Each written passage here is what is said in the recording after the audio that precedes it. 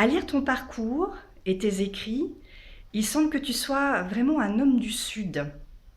De Carmen à Pastrouille-Bar en passant par ton goût pour l'occitan, quelle est la place de la terre dans ton travail? C'est vrai qu'avec la terre, habitant dans un appartement et en plus dans un étage élevé, à un étage élevé, la terre elle est un peu moins présente. Mais je la vois ici et puis j'y pense souvent. D'ailleurs, dans l'atelier d'écriture dont je te parlais tout à l'heure, organisé par les EAT à Paris, eh bien, il m'est revenu un souvenir d'enfance lié à la terre, très intimement lié à la terre, parce que mon oncle était agriculteur et il faisait pousser des melons et du raisin. Et je venais les aider quand j'étais jeune, quoi, quand j'avais 10-12 ans. Mais je pense que la terre est quand même. Et c'est surtout lié à mon grand-père maternel que j'ai connu et qui, je pense, a eu une très très forte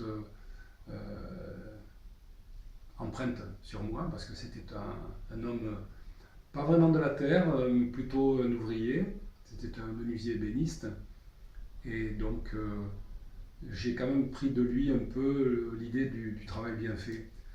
Je ne dis pas que je réussis toujours dans mon écriture à faire un travail bien fait, mais enfin, au moins j'essaye. L'an dernier, tu t'es lancé à un nouveau défi. Alors parle-nous de ton retour sur les bancs de la fac. Ah, oui.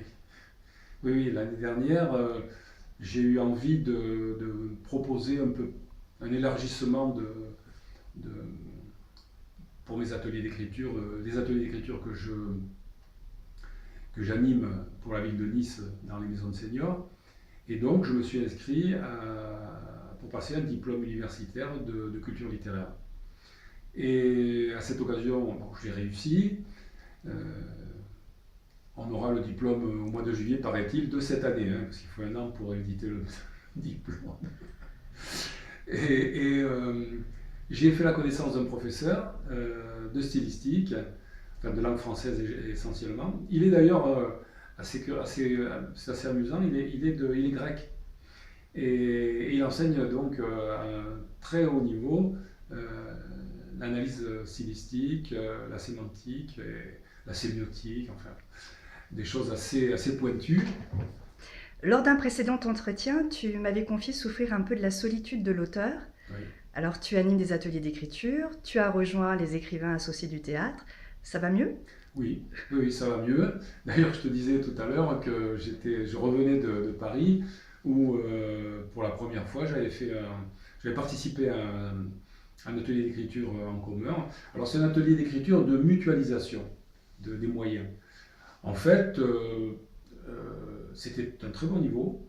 Bon, évidemment, il y avait des gens qui sont auteurs confirmés, qui travaillent pour la télévision ou pour la radio.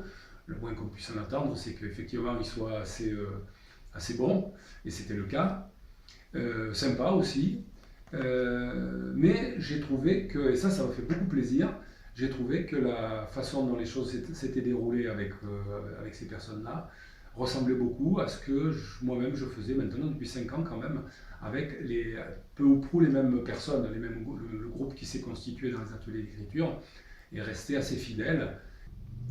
Rêve ta vie et vis tes rêves serait ta citation favorite. Tu en Oui, es où? oui, oui. Ben, je continue. Je continue, ça se passe pas trop mal. Bon, Voilà.